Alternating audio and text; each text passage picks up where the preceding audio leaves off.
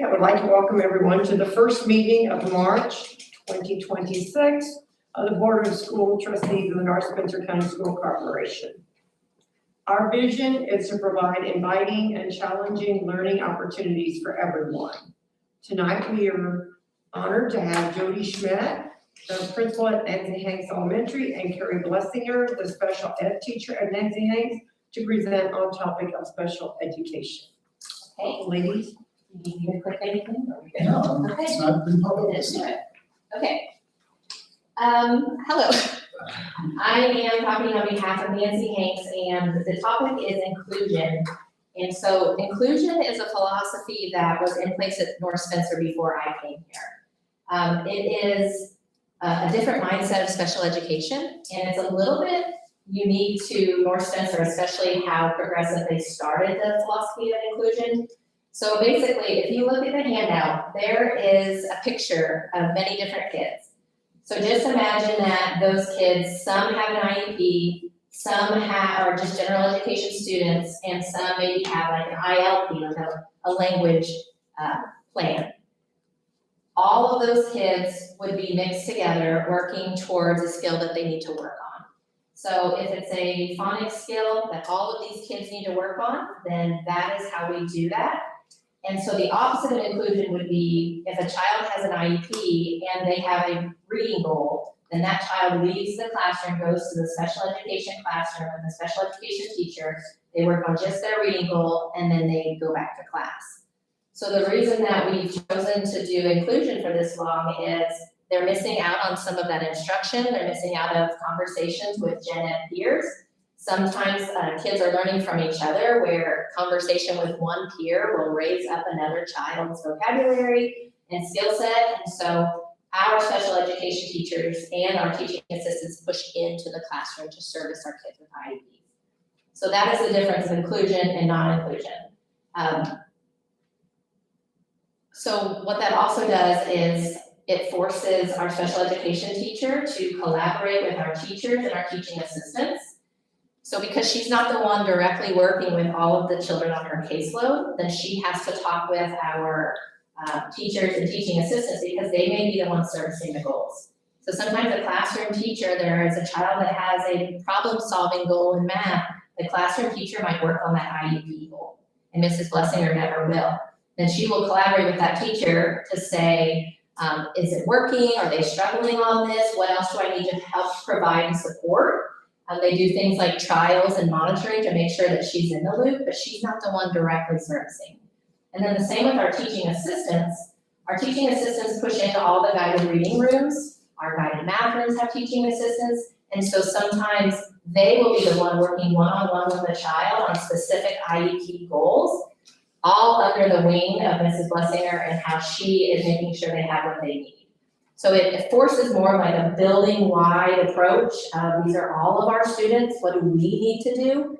It gets out of that mindset of these are your students. What are you going to do? So it's just a shift in culture. It's really positive if the building does it right. So if you would turn to the next page. The next page just reiterates special education teachers work with any students that need help. I'm going to let Carrie talk a little bit about what her day looks like, and then I'll elaborate on that about how she is utilized, because I think that you will continue to hear how she impacts the building. It's just the amount on her caseload. So yeah, like she said, I know what all of my students with IEPs, I know exactly what they're working on for their goals, and I've given whoever is working with them specific instructions to do with them, which is also written in their IEPs. But since I'm not pulling them all to my room, they are doing those things in the classrooms in small groups during like guided instruction time. So all students are, if they're high ability, they're also working at their level at that time, while those students are meeting their goals. So part of my job is checking in with all of those people, sometimes it's me, sometimes it's assistant, sometimes it's the gen ed teacher, but they're all returning the work to me so that I can check what they're working on with them daily, And then whenever I give them the assessments, I give those back to update the goals, so I know if they've made progress or not. The main thing is everything that I do is driven by data. The goals are driven by data. When I work with other students, we'll get to RTI in a little bit, but other students who are struggling with things, it all comes from data that we've looked at, whether that's like, summative assessments they take, like I learn, or just quick things that I'll go give them, or the teacher's given them, and what they're struggling with. And then I provide interventions or collaborate with the teacher. Sometimes the teachers already have things, sometimes they need new ideas, and that's my role in that. Day to day, my schedule changes like Probably 4 times a year. easily. We start the year where my schedule's really light and I can get to everybody and see where the needs are. And then okay, here's where it is, and then that's where I go. And then it changes as the year goes on. At the beginning of the year, I had a writing group that needed really intense intervention. At least half were Gen Ed students. They are doing better. We adjusted that. Now my need is in a different place in our building. So Give them an idea before we just made this last change. Tell them like what your day would look like your schedule. So the first 30 minutes of my day, I have a social skills group with about 5 students who have more intense needs. And we do something play-based where they're all working on coping skills or taking turns or just participating or communicating when they're upset. And they're all like around 2nd or 3rd grade. And then the next 30 minutes or next hour is guided reading for our lower level students. So 1st, 2nd, and 3rd grade, we have 5 rooms this year. All the kids are mixed together, 1st through 3rd grade, based on what skills they need to work on. And then I go in, this year was pulling like one group from each room and working with them on something specific. But that changes throughout the year too. So wherever the need is kind of where I go. And then I had the writing block for 45 minutes where I was teaching with the 3rd grade teacher, so we would plan everything together, but then I would present it either at a slower pace, at a little bit different level so that they could understand it better. And then 10:30, that was the 3rd grade. And then 2nd grade, I did the same thing with 2nd grade with writing. And then I would have an upper level guided reading block, and I would go for 4th through 6th grade and kind of do the same thing that I did. Yep. Perfect. Okay. As she keeps saying, we keep adjusting as the year goes on based on the building needs. So when she's talking about that 3rd grade writing group, that's a class that we just recently combined together. That's been split for K1 and 2. Because the numbers didn't support it, we combined that together. Therefore, that's often what Mrs. Blessinger does whenever we have those large class sizes, is supports those lower kids to make sure they're not getting missed whenever the class size gets bigger. So because Nancy Hanks has had single classes, that's often what her schedule will do. So if you turn to the next page, I want to explain a little bit, flip to the page that says what is RTI. So she mentions that. So the RTI process is really important in inclusion as well. It is once a month we meet special education teacher, principal, school psychologist, classroom teacher, sometimes the speech teacher, sometimes our social worker based on if that's where the need is. And we talk about kids that are not at grade level and specific skills and what exactly are they struggling on. And we collaborate and come up with strategies or accommodations to try. So oftentimes kids may be in RTI for 2 years and we keep talking about these kids and we keep trying different things. Sometimes we close the gaps that way. They never need an evaluation. We end up providing strategies or accommodations that help them become grade level. Sometimes we find all of these strategies that work for them and accommodations, but then they don't achieve grade levels, so then we talk to parents about needing an evaluation. Another reason that inclusion is really important is because oftentimes we get a little pushback from parents, not because their child does not need help, but the stigma of special education is still a big problem, that people go back to their head and think how it used to be. And so they'll say, I don't want my kid treated differently. I don't want my kid pulled into a different room. I don't want them to be ostracized. I want my kid to. And so it feels really good to be able to say, if we evaluate your child and they need an IEP, your child will not be able to tell the difference. Your child is still going to be in the same groups, still getting the same strategies, because we started putting those in place and finding what they needed before we even did the evaluation. So if they're in small groups, they were already in small groups. So it just formalizes the plan. It carries on with them if they go to another school, when they go to the middle school, it's like passing the torch, but it doesn't change a lot for that specific child. So usually when parents hear that, it makes them feel a lot better, and it's the truth. So it's nice to say and to have parents know that that is not what special education looks like in our building. So oftentimes, even sixth graders, we have some sixth graders that have had an IEP for 4 years and they have no idea. The parent will say to us, my child has no idea that they have an IEP. They don't know why I'm meeting with you here today, because we meet once a year to talk about their goals. So that's another positive about inclusion, about how all kids just feel a part of the school community and extinguishes that stigma. When kids ask me, like, because they know I have a classroom, they know I'm a teacher, but they know I don't have a group, like, the same group of kids, and they're like, what kind of teacher are you? I just say, I get to work with all the kids, and so I'm always wherever anyone is. I get to work with everybody now. And then they just accept it too. They're like, oh, okay. And if they do know she's our special education teacher, they refer to her as our special education teacher. They don't say she's my special education teacher. None of them know that she's their specific special education teacher. So all of those things are just really important, and I wanted to give you a little bit of idea of what that looks like on the ground, building level, and how that shifts, and what a special education teacher, how they can benefit the school as a culture and all of our students. So this is a topic we could go on for a very, very long time. We're both very passionate about this. We will not do that. But if you do have specific questions about IEP, special education in general, we would be happy to answer those for you.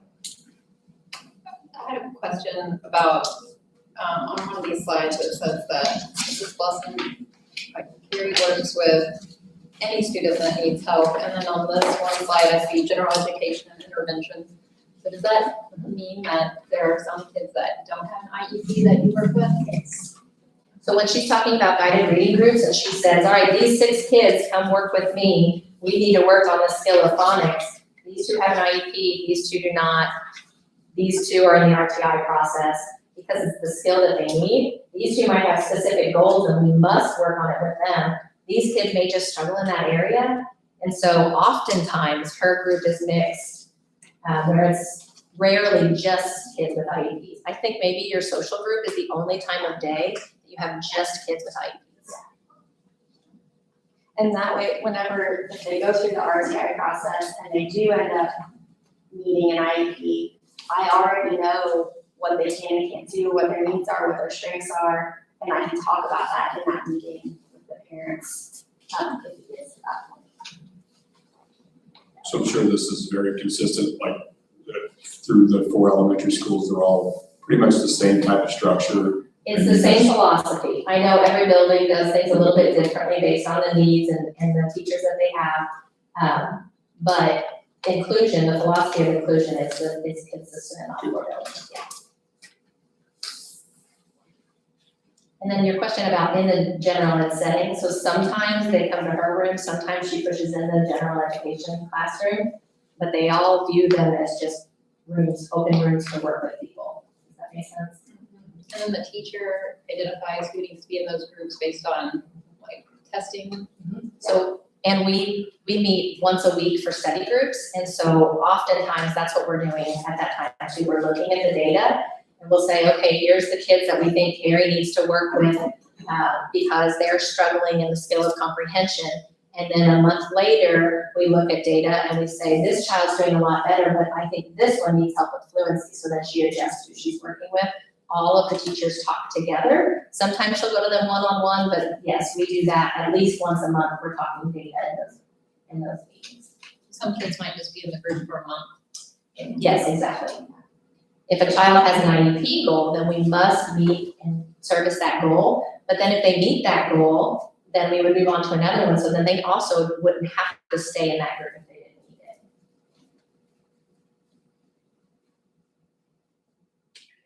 Any other questions? Thank you. Thank you. Thank you very much for your presentation. See you tomorrow. Okay.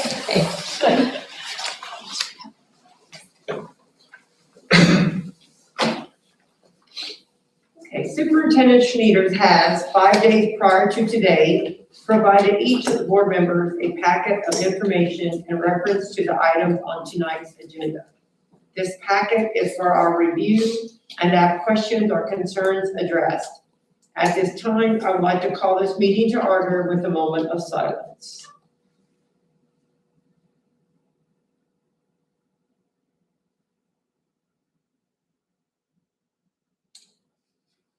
The first item on the agenda is roll call. And we got Wayne Brinkman, Present. Dave Waniger, Present. Jennifer Rich, Present. Chris Flohr, Jennifer Eldridge, Present. Brittany Giles. Present. We are all here tonight. Next item is approval of minutes of our previous meeting. I'll make a motion to approve the minutes. I'll second. All in favor? Aye. Opposed? Motion carried. Next item is treasurer's report. In your folder, you have your treasurer's report. Also, in your folder, you have a new report, revenue report. I kind of marked on this one, just the first time you guys have seen it. Jerry and I have started tracking this a little bit. It really paints a picture. One, it paints a picture of revenue that's coming into the 4 different funds that we have. So you follow along the left-hand side of the paper. You have your education fund, you have your debt service, you have your operations, and you have your rainy day. So you can see the money that is coming in through education would be the state grant, the state tuition grant. Debt service and operations, that's the property taxes. So it just is basically kind of telling you where it says estimated revenue, that is telling you in that column what is coming in for the budget year. If you go all the way to the right-hand side of the spreadsheet, you can see the percent that's been collected. So that fluctuates over the year, and at the top, I wrote 2 of 12, that's because as of this report being run, this is January and February, 2 months of the 12-month year. So we're at 16.67% through the budget year. So you can kind of see, really the one to track most closely for now would be the basic grant in the education fund. So if you follow that across, we've collected at this point, which is 16.67% through the budget year, we've collected 17.02% of basically of what we're supposed to collect, which is a little above. ADM does factor into that, so that would be one reason for that. So that does fluctuate just a little bit based on ADM. So just a new report I was going to share, wanted to bring that to your attention, just some of you really have an interest in that. Sorry, I also have the comparison of fund balance is there. That's something we do monthly just to compare calendar year, or budget years, I'm sorry, or calendar years. Have that. Any question on the statement of funds? Preschool's also in there, always have that at the first monthly meeting. Question on statement of funds? Or anything else in the treasurer's report? I'll make a motion to approve the treasurer's report. I'll second. All in favor? Aye. Opposed? Motion carried. Next item is consideration of claims. Claims for this docket are 108,889 through 109,031, totaling $807,574.33. Mr. Weininger has 2 claims that he will need to abstain on. I have those listed there, 108,978, 108,979. Any questions on the claims?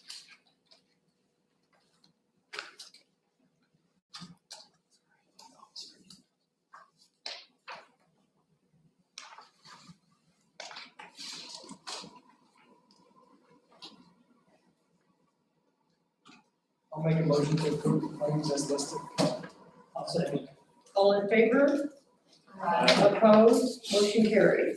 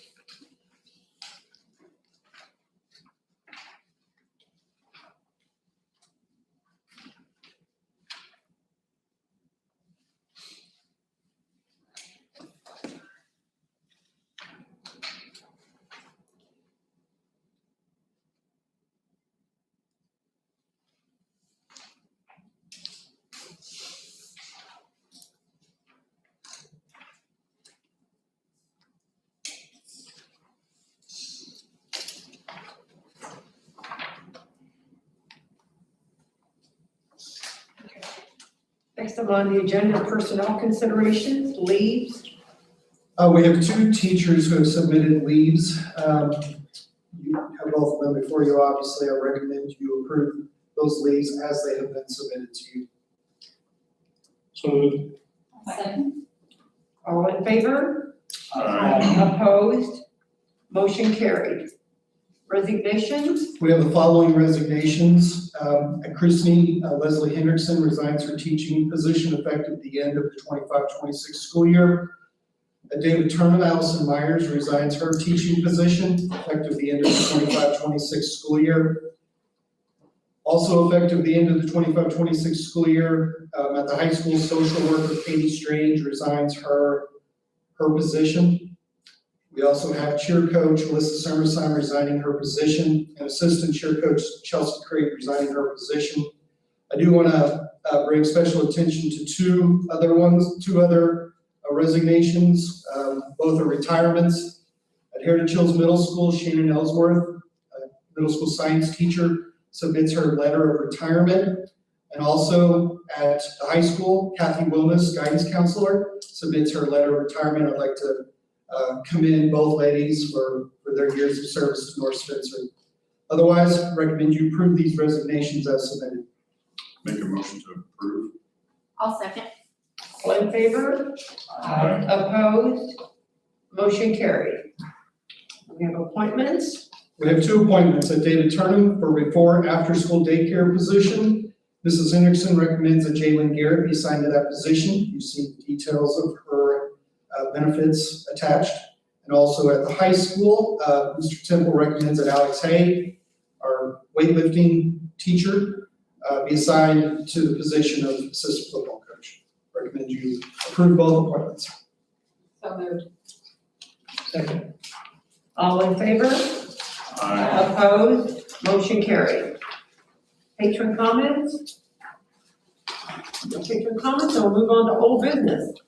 Under old business, we have a transfer from education to operations fund. I will request transferring $83,333 from the education to the operations fund.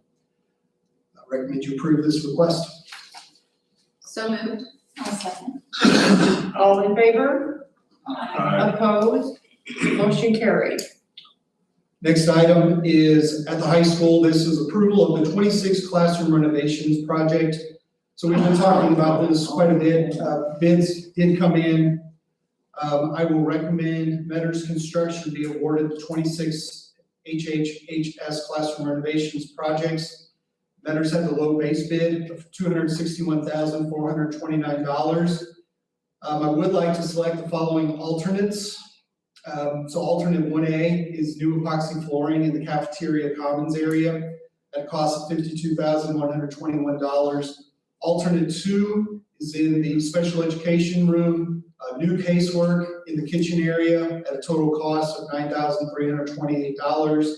And the last alternate, replacing the lighting in the life skills classroom at a cost of $4,608. The total of the base bid and the 3 alternates is $327,486. Questions on this recommendation?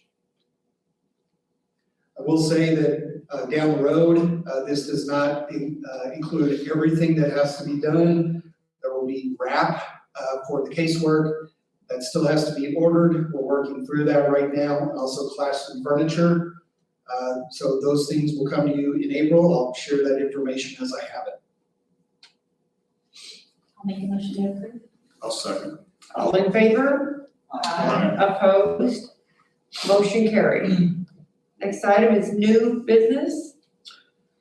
New business, so we have at Christie Elementary, in the cafeteria, or the kitchen, the walk-in cooler, is done well. It's time to be replaced. I think this is one of the first things I heard as superintendent from Jennifer Lindsay, that we need a new walk-in cooler at Christie Elementary. She followed the proper process for bidding out. What you see before you from C&T Design is the low bid at $82,698. This includes material and labor. Work would happen during the upcoming summer, and this would be paid out of the cafeteria fund. Questions on this before I ask for approval? I'll make the motion to approve.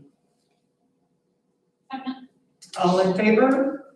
Opposed? Motion carried. Next item is at the high school, in the PAC building. I've walked you guys through there. You've seen the turf. It is coming apart at the seams, which has become a safety concern for our student athletes. It is time to replace. So Mr. Wilkerson, Mr. Engelbrecht, Mr. Temple have been involved in looking at different options.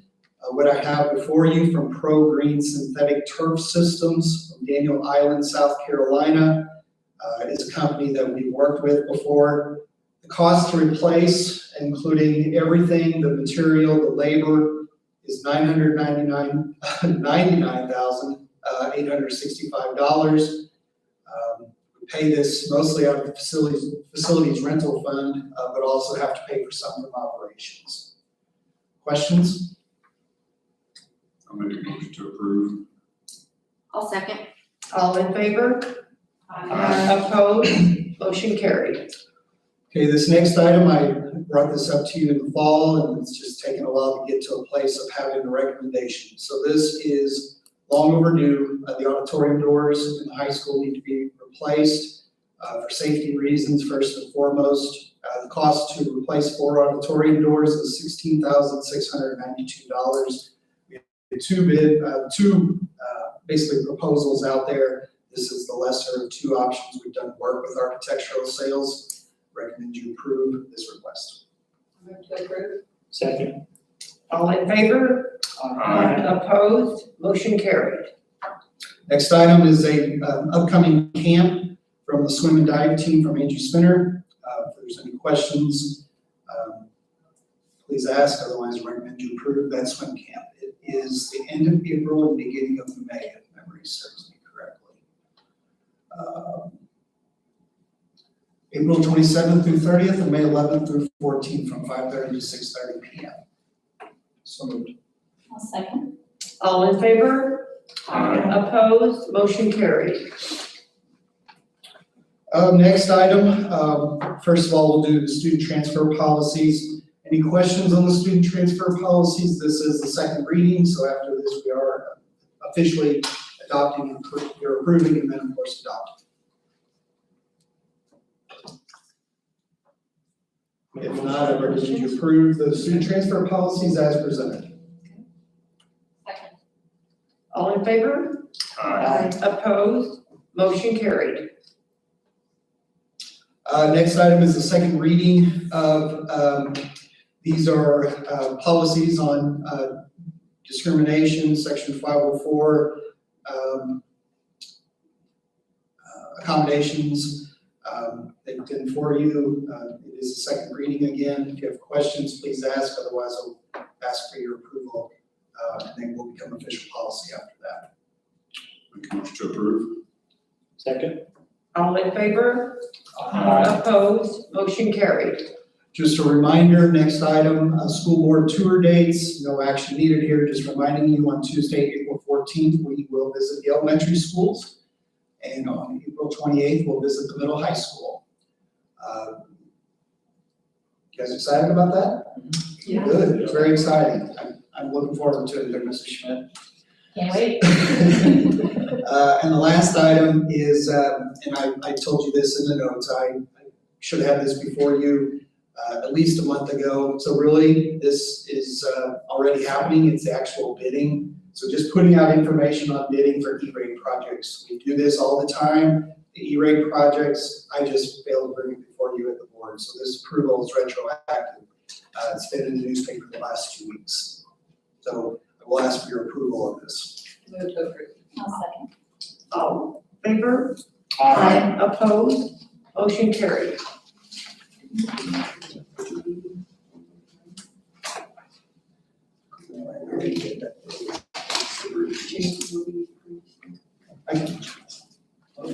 We check. Next item on the agenda is requests.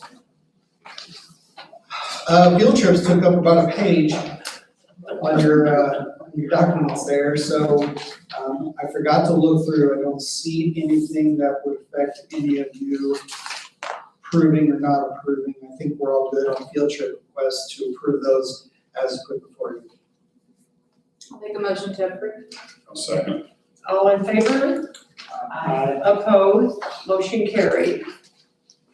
Professional leave, we have none at this time, so we have use of facilities. Use of facilities, have 6 requests to use our facilities. If you have any questions on them, I'd be happy to answer them. I will specifically note the America's Christmas Hometown has submitted their paperwork for the big Santa Claus craft show that they've been doing. We have a good system in place right now for doing that, so we're happy to facilitate that. But otherwise, unless there's some questions, I recommend you approve those requests. Move to approve. All in favor? Opposed? Motion carried. No others, so we have superintendent's report. Yeah, just a few items to pass on. I do want to commend the staff of the elementary schools. They put on the elementary academic bowls at Nancy Hanks a few weeks ago. That's North Spencer kids, so that's our staff putting that together so that our kids have that program. So I'd like to commend the staff who was involved in putting that on, administrators, teachers, all staff. I would like to just mention Jessica Kincaid and Kim Lakin, who's reached out to me and let me know that the Community Foundation has decided to sponsor the 5th Annual Mental Health Matters Awareness Walk with a gift of $2,500. I'd like to applaud the Community Foundation for their sponsorship support of this. The walk is on April 25th at Yellow Park. It's a free event. I would also like to thank Mark and Ella Hagedorn. I met with the Hagedorn family recently, and they're very interested in supporting our schools and made a $10,000 donation earmarked for our work in the preschool program and what we're trying to do for a voucher program. So I'd like to recognize them and thank them for their support of our schools.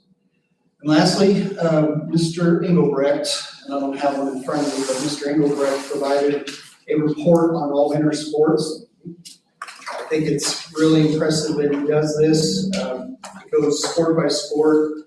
It talks about boys, girls basketball, boys wrestling, girls wrestling, boys swim and dive, girls swim and dive, just the accomplishments of the team where they placed in PAC. In the cases where individuals can advance, are basically recognizing those kids, and I also like the academic all-state notifications he puts in there. So just good information to see, and I want to say thank you to him for doing this. So that is all for superintendent's report. Okay, that is it. So I need to have a motion to adjourn and go into executive session. I'll second. All in favor? Aye. Opposed? Motion carried. We are adjourned at 5:06.